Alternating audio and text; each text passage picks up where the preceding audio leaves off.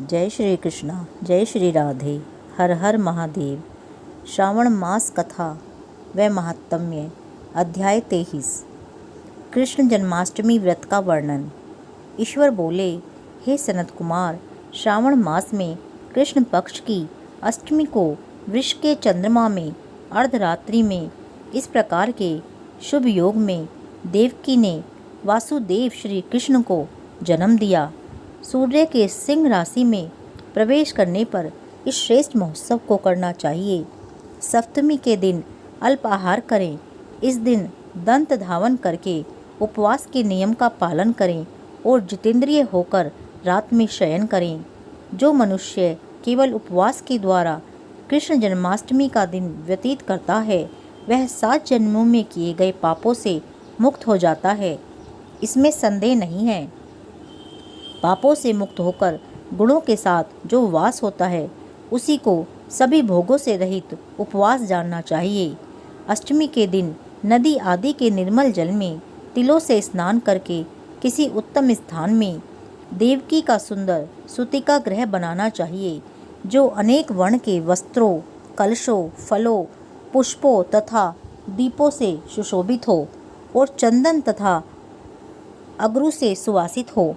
उसमें हरिवंश पुराण के अनुसार गोकुल लीला की रचना करें और उसे बाजों की ध्वनियों तथा नृत्य, गीत आदि मंगलों से सदा युक्त रखें। उस ग्रह के मध्य में षष्ठी देवी की प्रतिमा सहित स्वर्ण, चांदी, ताम्र, पीतल, मिट्टी, काष्ठ अथवा मणि की अनेक रंगों से लिखी हुई श्री कृष्ण की प्रतिमा स्थापित करें। वहाँ 8 शल्य वाले पलंग के ऊपर सभी शुभ लक्षणों से संपन्न प्रसूतावस्था वाली देवी की मूर्ति रखकर उन सबको एक मंच पर स्थापित करें। उस पलंग में स्तनपान करते हुए सुप्त बाल रूप श्री कृष्ण को भी स्थापित करें। उस सूतिका ग्रह में एक स्थान पर कन्या को जन्म दी हुई यशोदा को भी कृष्ण के समीप ही लिखें। साथ ही साथ हाथ जोड़े हुए देवताओं, यक्षों, विद्याधरों तथा अन्य देव योनियों को भी लिखें और वहीं पर खड्ग तथा ढाल धारण करे हुए वासुदेव को भी लिखें। इस प्रकार कश्यप के रूप में अवतीर्ण वासुदेव जी, अदिति स्वरूपा देवकी, शेषनाग के अवतार बलराम, अदिति के ही अंश से प्रादुर्भूत यशोदा, दक्ष प्रजापति के अवतार नंद, ब्रह्मा के अवतार गर्गाचार्य, सभी अप्सराओं के रूप में प्रकट गोपिका वृंद, देवताओं के रूप में जन्म लेने वाले गोपगण, काल नेमी स्वरूप कंस, उस कंस के द्वारा ब्रज में भेजे गए वृषासुर, वत्सासुर, कुवलयापीड़, केशी आदि असुर, हाथों में शास्त्र लिए हुए दानव तथा यमुना देह में स्थित कालिया नाग, इन सबको वहाँ चित्रित करना चाहिए। इस प्रकार पहले इन्हें बनाकर श्री कृष्ण ने जो कुछ भी लीलाएं की हैं, उन्हें भी अंकित करके भक्ति परायण होकर प्रतन पूर्वक 16 उपचारों से देवकी इस मंत्र के द्वारा उनकी पूजा करनी चाहिए। वेणु तथा वीणा की ध्वनि के द्वारा गान करते हुए प्रधान किन्नरों से निरंतर जिनकी स्तुति की जाती है, हाथों में भ्रंगारी, दर्पण, दूर्वा, दधि कलश लिए हुए किन्नर जिनकी सेवा कर रहे हैं, जो शैया के ऊपर सुंदर आसन पर भली भांति विराजमान हैं, जो अत्यंत प्रसन्न मुखमंडल वाली हैं तथा पुत्र से शोभायमान हैं, वे देवताओं की माता तथा विजय सुता देवी देवकी अपने पति वासुदेव सहित सुशोभित हो रही हैं। के बाद विधि जानने वाले मनुष्य को चाहिए कि आदि में प्रणव तथा अंत में नमः से युक्त करके अलग अलग सभी के नामों का उच्चारण करके सभी पापों से मुक्ति के लिए देवकी, वसुदेव, वासुदेव, बलदेव, नंद तथा यशोदा की पृथक पृथक पूजा करनी चाहिए। उसके बाद चंद्रमा के उदय होने पर श्री हरि का स्मरण करते हुए चंद्रमा को अर्घ्य प्रदान करें और इस प्रकार कहें, हे क्षीर सागर से प्रादुर्भूत, हे अत्रि गोत्र में उत्पन्न, आपको नमस्कार है। हे रोहिणीकांत, मेरे इस अर्घ्य को आप स्वीकार कीजिए। देवकी के साथ वासुदेव, नंद के साथ यशोदा, रोहिणी के साथ चंद्रमा और श्री कृष्ण के साथ बलराम की विधिवत पूजा करके मनुष्य कौन सी परम दुर्लभ वस्तु को प्राप्त नहीं कर सकता है। कृष्णाष्टमी का व्रत 1 करोड़ एकादशी व्रत के समान होता है। इस प्रकार से उस रात पूजन करके प्रातः नवमी तिथि को भगवती का जन्म महोत्सव वैसे ही मनाना चाहिए जैसे श्री कृष्ण का हुआ था।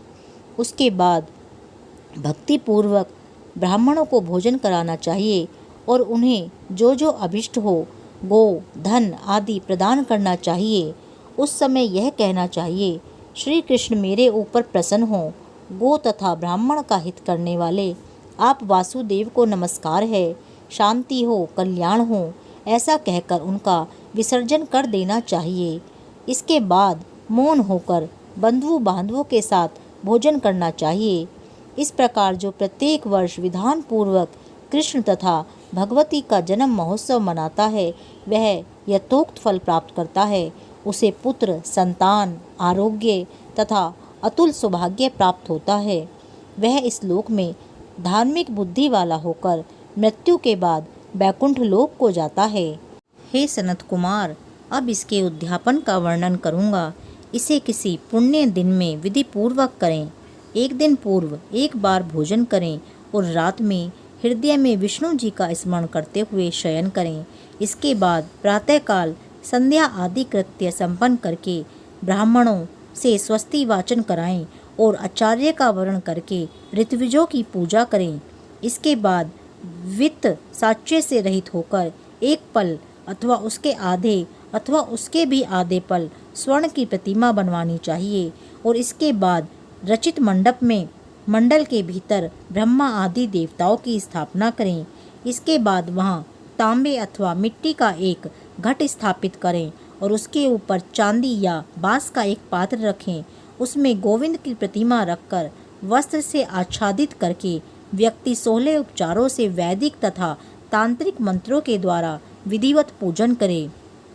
इसके बाद शंख में पुष्प, जल, चंदन तथा नारिकेल फल सहित शुद्ध जल लेकर पृथ्वी पर घुटने टेककर यह कहते हुए देवकी सहित भगवान श्री कृष्ण को अर्घ्य प्रदान करे। कंस के वध के लिए, पृथ्वी का भार उतारने के लिए, कौरवों के विनाश के लिए तथा दैत्यों के संहार के लिए आपने अवतार लिया है। हे हरे, मेरे द्वारा प्रदत्त इस अर्घ्य को आप देवकी सहित ग्रहण करें। इसके बाद बुद्धिमान को चाहिए कि चंद्रमा को पूर्वोक्त विधि से अर्घ्य प्रदान करे, पुनः भगवान से प्रार्थना करे, हे जगन्नाथ, हे देवकी पुत्र, हे प्रभु, हे वसुदेव पुत्र, हे अनंत, आपको नमस्कार है, भव सागर से मेरी रक्षा कीजिए। इस प्रकार देवेश्वर से प्रार्थना करके रात्रि में जागरण करना चाहिए। पुनः प्रातःकाल शुद्ध जल में स्नान करके जनार्दन का पूजन खीर, तिल और घृत से मूल मंत्र के द्वारा भक्ति पूर्वक 108 आहुति देकर पुरुष सूक्त से हवन करें और पुनः इदम विष्णुवर्वी चक्र में इस मंत्र से केवल घृत की आहुतियाँ देनी चाहिए। पुनः पूर्ण आहुति देकर तथा होम शेष संपन्न करने के अनंतर आभूषण तथा वस्त्र आदि से आचार्य की पूजा करनी चाहिए। उसके बाद व्रत की संपूर्णता के लिए दूध देने वाली, सरल स्वभाव वाली, बछड़े से युक्त, उत्तम लक्षणों से संपन्न, सोने की सींग, चांदी के खुर, कांस्य की कोहनी, मोती की पूछ, ताम्र की पीठ तथा सोने के घंटे से अलंकृत की हुई एक कपिला गो को वस्त्र से आच्छादित करके दक्षिणा सहित दान करना चाहिए। इस प्रकार दान करने से व्रत संपूर्णता को प्राप्त होता है। कपिला गो के अभाव में अन्य गौ भी दी जा सकती है। इसके बाद ऋत्विजों को यथा योग्य दक्षिणा प्रदान करें। इसके बाद 8 ब्राह्मणों को भोजन कराएं और उन्हें भी दक्षिणा दें। पुनः सावधान होकर जल से परिपूर्ण कलश ब्राह्मणों को प्रदान करें और उनसे आज्ञा लेकर अपने बंधुओं के साथ भोजन करें। हे ब्रह्मपुत्र, इस प्रकार व्रत का उद्यापन करने पर वह बुद्धिमान व्यक्ति उसी क्षण पाप रहित हो जाता है और पुत्र पौत्र से युक्त तथा धन धान्य से संपन्न होकर बहुत समय तक सुखों का उपभोग कर अंत में वैकुंठ प्राप्त करता है। अध्याय 23 समाप्त। जय श्री कृष्णा, जय श्री राधे, हर हर महादेव।